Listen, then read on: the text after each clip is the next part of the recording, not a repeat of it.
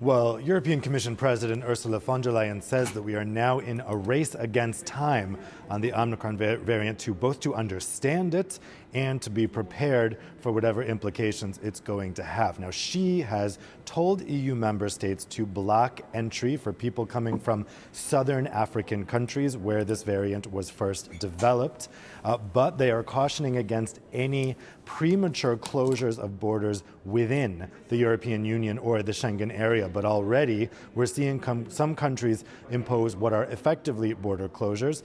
For instance, Switzerland is now requiring a quarantine period for people coming from Belgium, where the first European case was identified. Malta is also putting in quarantine requirements for people coming from EU countries.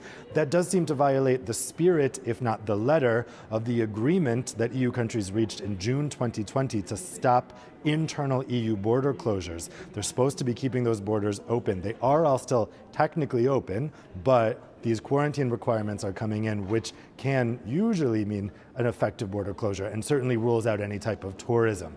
So we're waiting to see what the result is going to be of those investigations, but that's going to take 2 weeks. Now, in the meantime, the Commission is saying these border closures for the external border from southern African countries is just temporary. But of course, other countries have followed suit, the UK, the United Kingdom, and the United States. Some countries have closed borders entirely to all foreigners, such as Israel. They're really hoping they don't see a repeat of that here in the EU, because we saw chaotic and uncoordinated border closures at the beginning of this pandemic, and the EU really doesn't want to see that again. They want to make sure that any border closures are coordinated. So far, not good signs on that front, though, because not all EU countries have followed the instruction to close the external border to the southern African countries. That is technically a national competence, but again, they've had this agreement for a while that they're supposed to be all having the same policy for external border closures within the EU's Schengen passport-free travel area, and we are not seeing that so far. And to make this whole situation more complex, on top of this new Omicron variant, Europe is still being particularly hard hit by the Delta variant. Talk us through how the situation's been developing across the EU.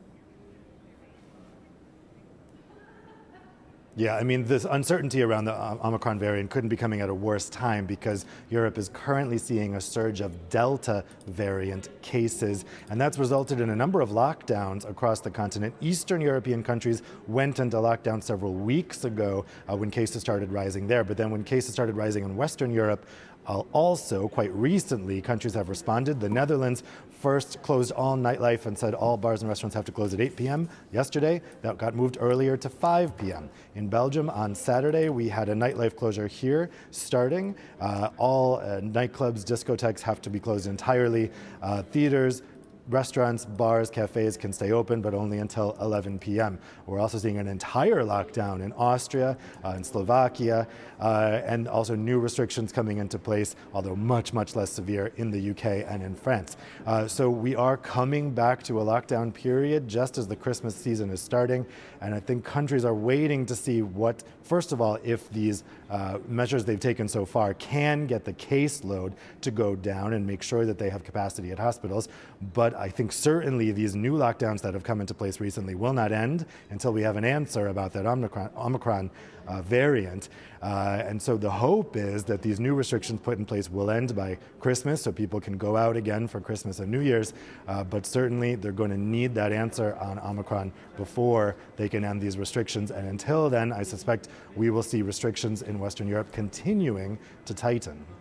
Dave, thanks for that. France 24's EU correspondent Dave Keating in Brussels.